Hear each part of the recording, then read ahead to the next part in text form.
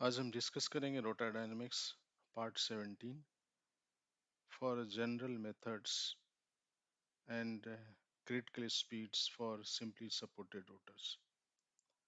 इसके पहले जितने भी हमने डिस्कशन किया था उसमें सिर्फ हम फंडामेंटल क्रिटिकल स्पीड निकाल पाते थे। आज हम डिस्कस करेंगे कि कैसे हम first critical speeds, second critical speeds and higher mode of critical speeds कैसे निकालते हैं।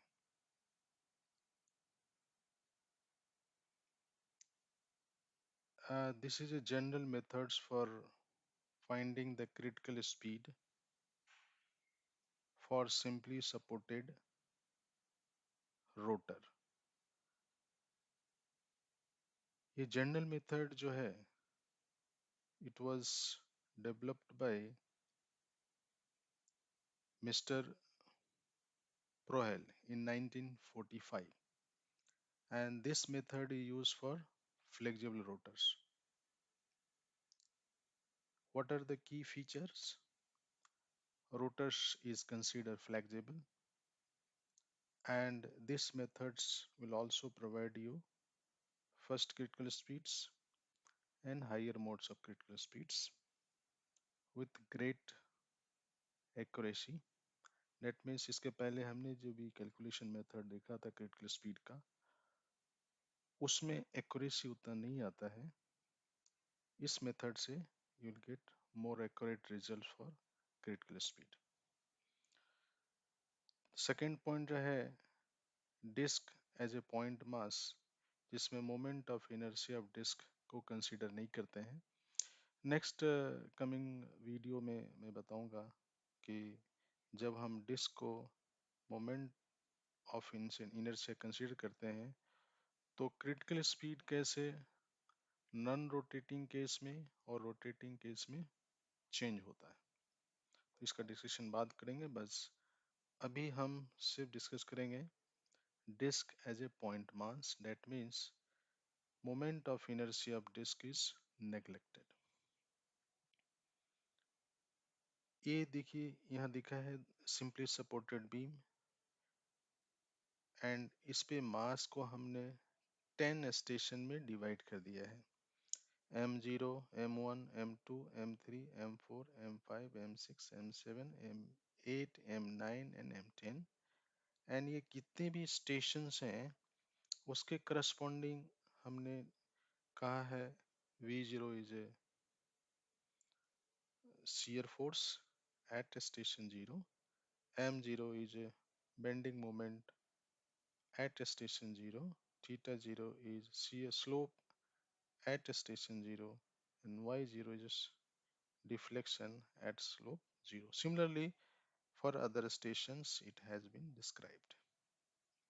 Since it is a simply supported rotor, तो इसके एंड में दो बेरिंग है, एक V0 के पास है, जीरो मास जहां इंडिकेट किया हुआ है और जहां M10 इंडिकेट किया है, ये दो बेरिंग्स हैं। ये नंबर ऑफ स्टेशंस आप अपने चॉइस के हिसाब से 10 ले सकते हैं, 15 ले सकते हैं और ज़्यादा ले सकते हैं। जितना ही नंबर ऑफ स्टेशन ज़्यादा लेंगे रिजल्ट उतना ही ज़्यादा एक्यूरेट आएगा, बट ऐसा कोई गाइडलाइन नहीं है कि नंबर ऑफ स्टेशन कितना लेना है। एक और चीज़ हमको समझना है कि शाफ्ट स्पैन क्या होता है। जैसे सिंपली सपोर्टेड रोटर है तो नंबर ऑफ स्पैन 1 होगा। कौन सा स्पैन? Between two bearings. जैसे यहाँ देखिए M0 से लेके M10 के बीच में एक ही स्पैन है बिटवीन द बेरिंग्स, जो कि हम इसके बारे में आज डिस्कस कर रहे हैं। Simply supported rotor with one side overhang, तो इसमें दो होंगे नंबर ऑफ स्पैन्स। एक होगा between two bearings and another होगा one bearing and free end of the shaft. मान लीजिए एक इधर है, अगर इसके आगे और रहता विथ वन ओवरहैंग तो दो स्पैन हो जाता है, one between this and another between this two free end. Simply supported rotor with both side overhang, इसमें नंबर ऑफ स्पैन 3 होंगे, one between one span between free end and left hand side bearing. Suppose मान लीजिए यहाँ से इस side रहता है एक, तो एक स्पैन इधर हो जाता है। सेकेंड होता है बिटवीन द बेयरिंग्स, जैसे ये दूसरा हो गया। और तीसरा होता है third span between right hand bearing and the free hand. तो अगर सिंपली सपोर्टेड है तो नंबर स्पैन 1 होगा, simply supported with one side overhang है तो नंबर स्पैन 2 होगा, and simply supported with both side overhang है तो नंबर स्पैन 3 होगा। अभी थोड़ा और समझ लेते हैं कि shear force, bending moment, slope and deflection, क्योंकि ये सारे चीज का यूज होने वाला है when you calculate the critical speed. हमने कंसीडर किया है एक शाफ्ट में तीन स्टेशन कंसीडर किया है, M0, M1, M2, and corresponding जो लेंथ है बिटवीन M0 और M2 को L1 गिना है, एंड M1 एंड M2 के बीच को हमने L2 गिना है। करस्पॉन्डिंग जैसे मैंने V0 M0 theta 0, V1 M1 theta 1 Y1, and similarly M Y V2 M2 theta 2 Y2, ये डिफरेंट स्टेशन पे shear force, bending moment, slope and deflection का वैल्यूज इंडिकेट किया हुआ है। एक्स डिस्टेंस पे फ्रॉम जीरो स्टेशन पे क्या होगा ये दिखा है। आप यहाँ देख लीजिए शियर फोर्स के बारे में। शियर फोर्स में इनिशियल जो शियर फोर्स है V0, उस पे because of mass and rotation, that is mass into omega square into Y0, ये दोनों का सम कर दीजिए तो यही Vx पे भी होगा और V1 में भी होगा। इसके बाद इस स्टेशन पे दूसरा मास को ऐड कर दें, mass into omega square into Y1, तो ये दोनों को ऐड कर दीजिए तो V2 हो जाता है। सिमिलरली अगर मैं मोमेंट, बेंडिंग मोमेंट के बारे में देखूं तो इनिशियल बेंडिंग मोमेंट M0 है और यहाँ बेंडिंग मोमेंट M1 है, तो दोनों का डिफरेंस इतना सेक्शन हो जाएगा M1 माइनस M0, और Mx के लिए क्या हो जाएगा, M0 तो है ही, प्लस ये यहाँ से निकाल सकते हैं कैसे, M1 sorry M1 minus M0 bracket close into x, अगर ये डिस्टेंस x बाय l, तो ये इतना इसमें M0 ऐड कर देंगे तो total at the moment of bending moment eight section Mx। तो इस सेक्शन देख रहे हैं कि शियर फोर्स और बेंडिंग मोमेंट क्या क्या है। तो let us assume mass of shaft is neglected, because हम मास, शाफ्ट का मास को हम डिस्ट्रीब्यूट कर देते हैं बाय चूजिंग द स्टेशन। जैसे इस शाफ्ट का सेक्शन जो भी होगा, आज 50% मास इधर डाल देंगे, 50% मास इधर डाल देंगे, इसका 50% इधर, यानी इस तरह का इधर, इस तरह से डिस्ट्रीब्यूट कर देते हैं, because mass of shaft is divided at respective station. Mass of disc is consider as a point mass, जिसमें बताया कि मोमेंट ऑफ इनर्शिया नेग्लेक्ट कर देंगे। इस नंबर ऑफ स्टेशन को हमने जैसे बताया 0 1 2 3 अप टू n डाल सकते हैं, वहाँ रिस्पेक्टिव पॉइंट मास क्या होगा, M0 M1 M2 M3 up to n। V0 है shear force at station 0, M0 है bending moment at station 0, theta 0 is a slope of shaft deflection curve at station 0, and Y0 है deflection of shaft at station 0, omega है frequency of vibration और speed of rotation radian पर second, E है young modulus of elasticity of shaft in Pascal, I is area moment of inertia of shaft in meter to the power 4. L1 and L2 are the length of the shaft between station 0 and 1 and station 1 and 2 respectively, जैसे यहाँ लिखा है L1 and L2। Let's say X distance or length of shaft from station 0, जैसे यहाँ से X की distance भी discuss कर रहे हैं, तो shear force at point X from station 0 क्या होगा, इसको हमने Vx बोला, तो V0 plus M0 into omega square Y0, this is what it is written here, V0 ऊपर वाला को हमने स्लाइटली गैप करके दिखाने की कोशिश किया है। m0 into omega square y zero, तो ये दोनों को ऐड कर देंगे, वही vx होता है और यही v1 भी होता है क्योंकि shear फोर्स सेम रहता है। तो shear फोर्स एट स्टेशन 1 क्या होगा, v1 उसको इंडिकेट किया है, equal to v0 plus m0 into omega square y zero.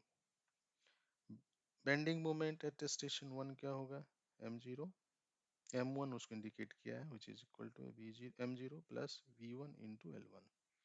Simple है, ये shear फोर्स को लेंथ से मल्टीप्लाई कर दीजिए और इनिशियल जो मोमेंट है उसको हमको ऐड कर देना, तो बेंडिंग मोमेंट हो गया।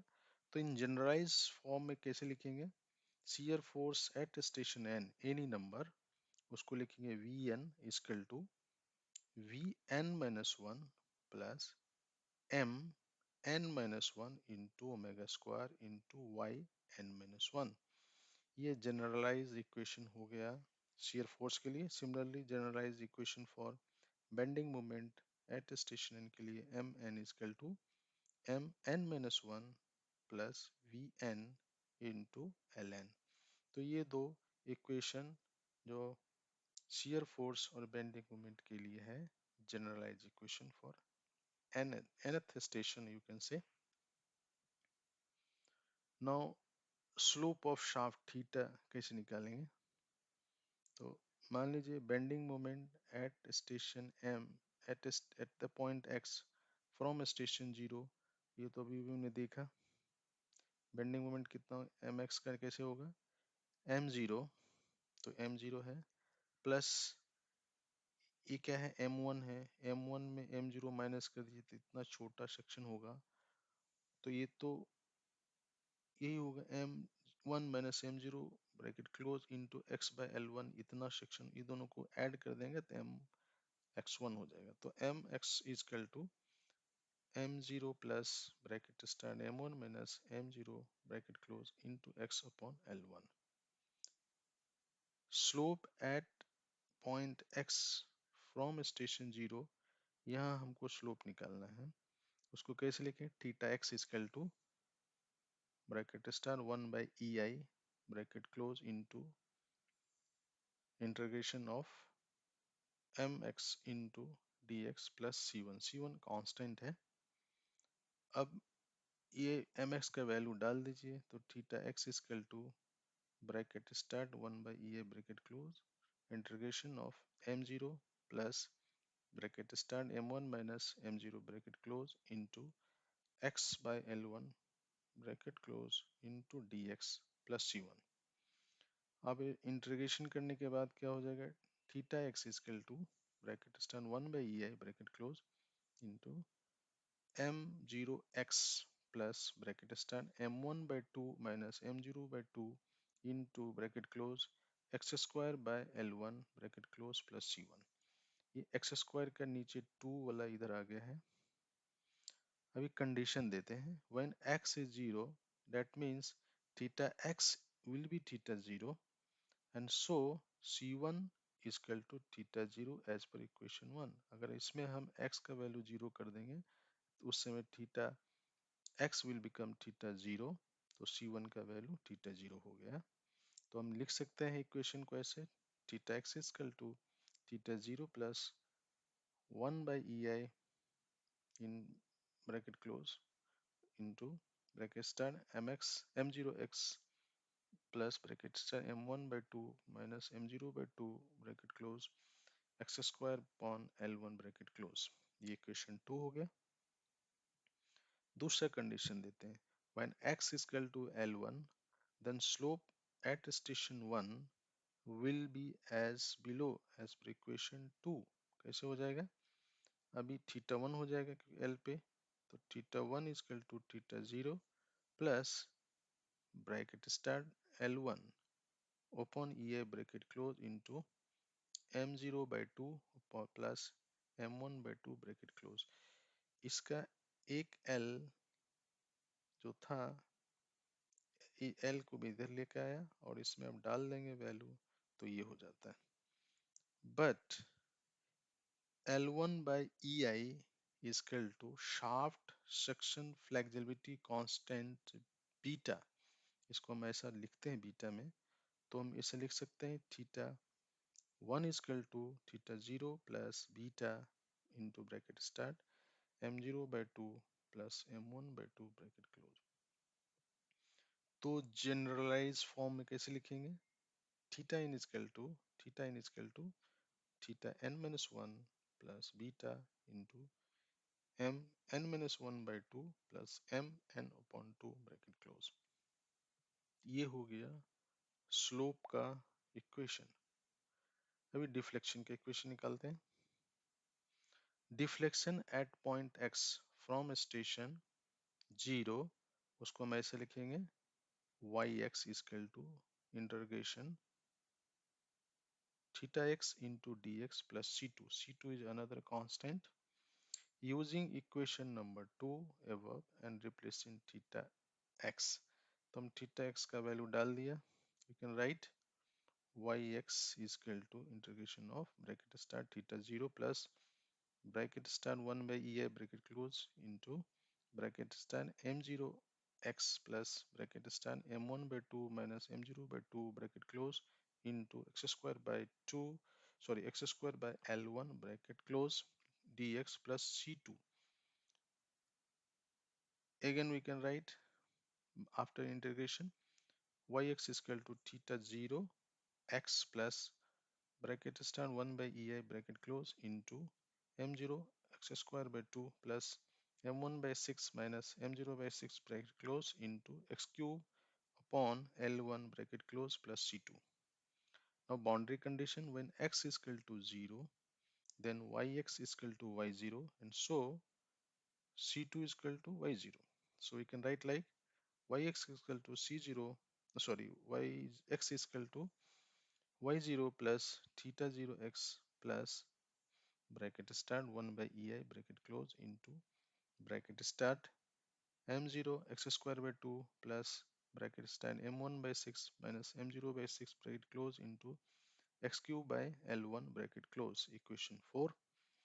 Now another boundary condition, when x is equal to l1, then yx is equal to y1, and so from equation number 4, y1 is equal to y0 plus theta 0 into l1 plus bracket start 1 by ei bracket close into m0 into l1 square by 2 plus bracket start m1 by 6 minus m0 by 6 bracket close into l1 cube on l1 bracket close.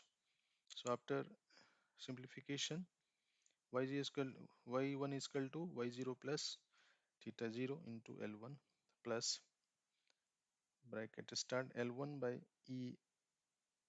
ei bracket close into m0 upon 3 plus m1 by 6 bracket close into l1.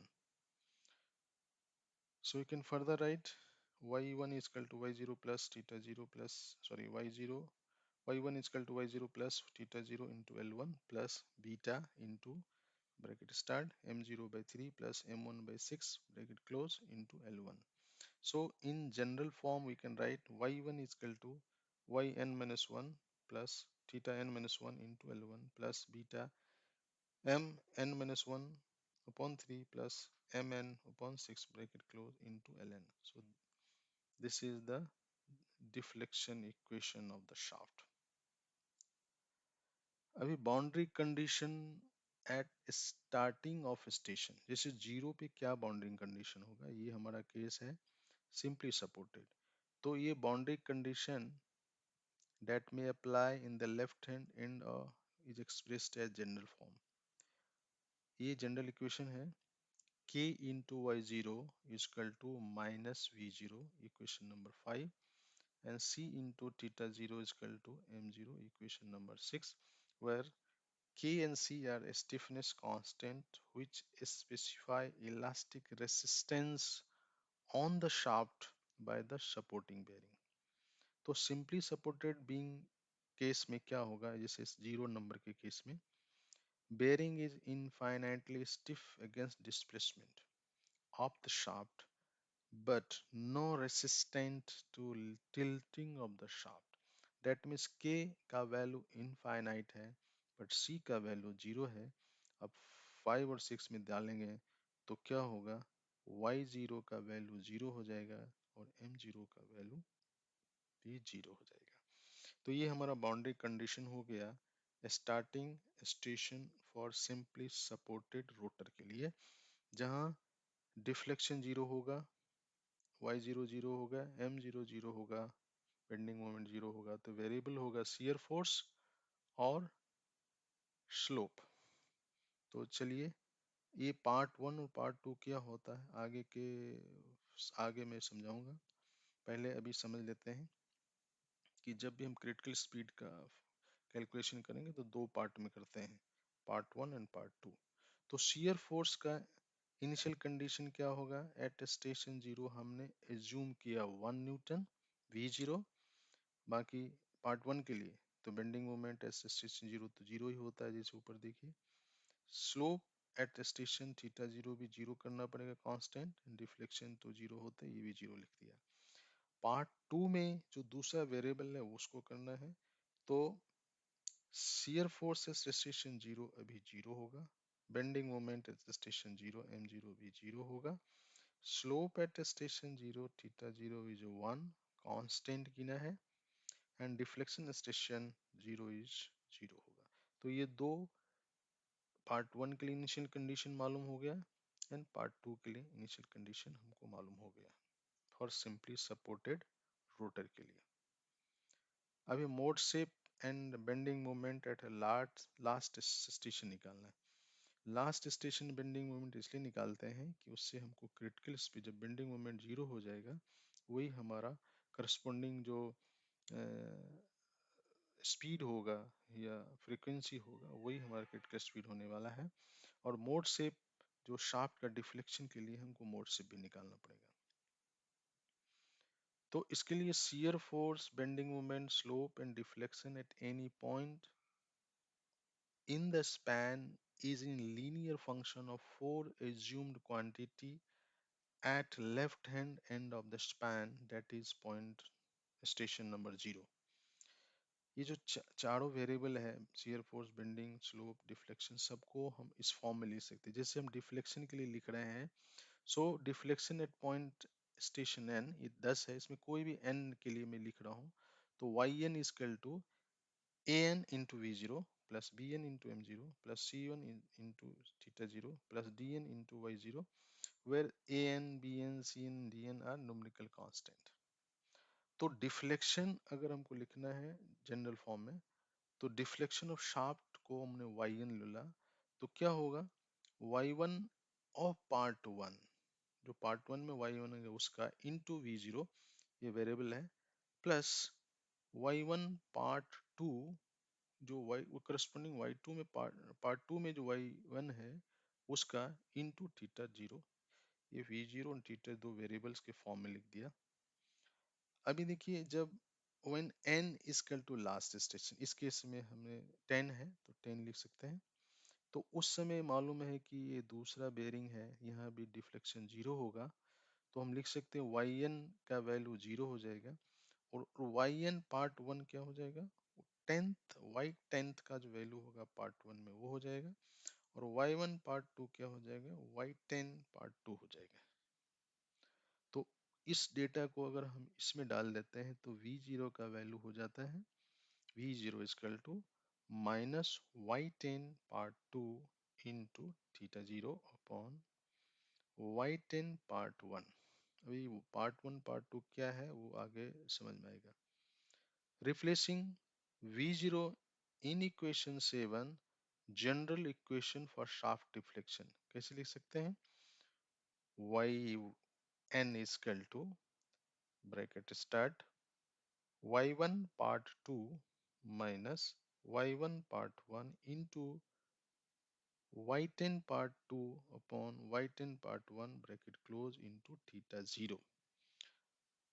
Assume theta 0 is 1, so we can write mode shape yn is equal to bracket start y1 part 2 minus y1 part 1 into y10 part 2 upon y10 part 1 bracket close, equation number 8। Bending moment कैसे लिखेंगे similarly form में, bending moment mn equal to mn part 1 into v0 plus mn part 2 into theta 0, equation number 9.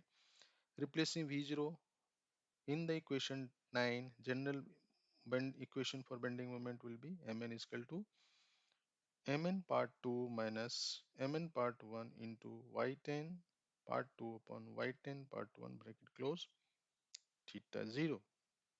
Again theta 0 is 0, sorry 1 assuming. So we can write mn is equal to bracket start mn part 2 minus mn part 1 into y10 part 2 upon y10 part 1 bracket close.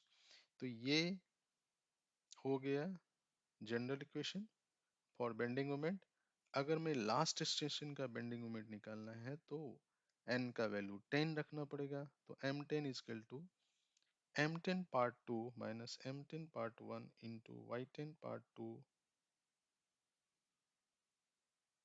Actually ये theta by mistake लिखा है क्योंकि theta is already 1 consume कर लिया है तो ये नहीं आएगा.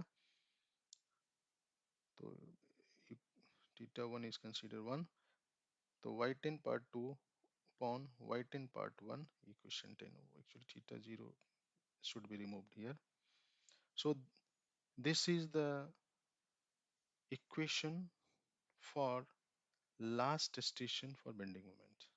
और यही वैल्यू अगर जहाँ जीरो हो जाएगा वही हमारा क्रिटिकल स्पीड होने वाला है. This is what it is written here. Assume frequency or a speed of rotation, and if the bending moment at the last station, that is m10, is 0, then assumed speed of rotation is the critical speed.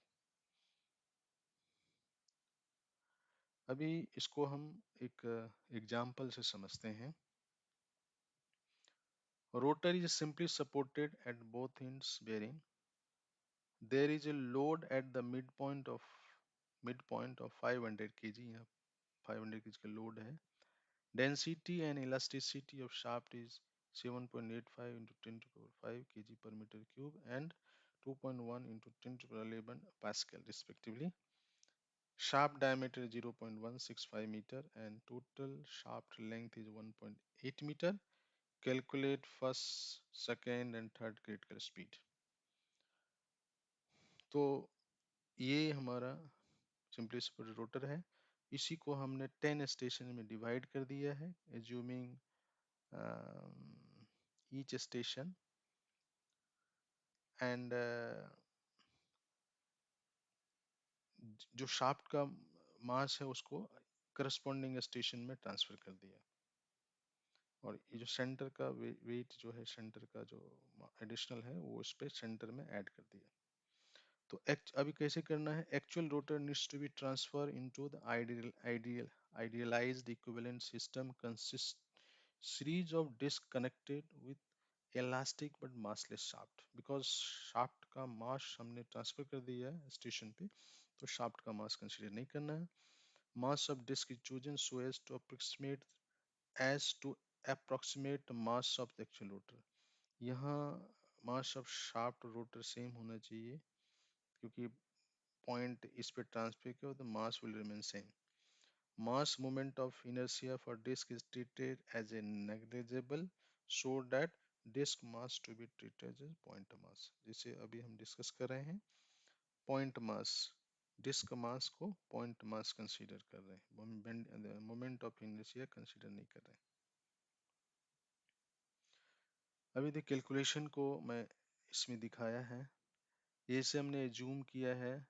अब different value पे assume करना पड़ेगा. पहले मैं समझा देता हूँ. ये रेडियन पर सेकेंड में चाहिए ओमेगा. ये करस्पॉन्डिंग आरपीएम मैंने कर दिया है. यंग मॉडुलस इधर डाल दिया है. डेंसिटी इधर डाल दिया है. ये bending moment of last station यहाँ का सेम डेटा इधर ट्रांसफर हो गया है. अभी देखिए स्टेशन लिख दिया हमने. स्टेशन नंबर 0 बेरिंग है और 10 में बेरिंग है और बीच में सारे स्टेशन का नंबरिंग किया है. मास ऑफ डिस्क आपको पता है सेंटर 500 kg. बाकी सब कोई मास एडिशनल नहीं है. डिस्क है ही नहीं.